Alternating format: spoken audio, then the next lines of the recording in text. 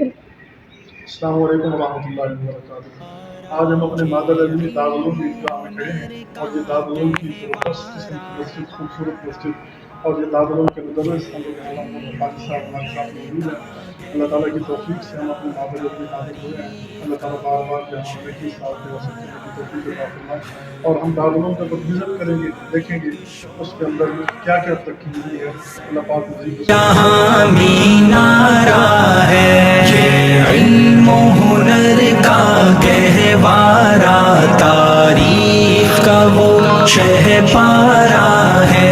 ہر پھول یہاں ایک شعلہ ہے، ہر سرو یہاں مینارہ ہے۔ خود ساقی کوثر نے رکھی میں خانے کی بنیاد یہاں، خود ساقی کوثر نے رکھی میں خانے کی بنیاد یہاں۔ تاریخ مرتب کرتی ہے دیوانوں کی روداد یہاں۔ یہ علم و ہنر کا گہوارہ، تاریخ کا وہ شہپارہ ہے۔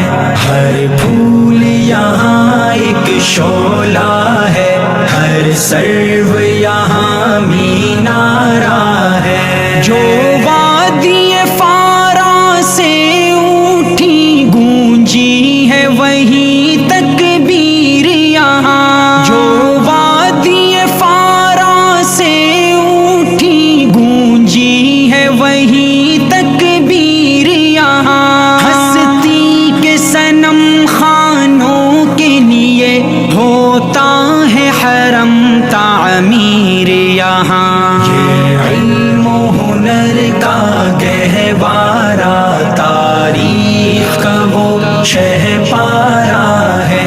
ہر پھول یہاں ایک شعلہ ہے، ہر سرو یہاں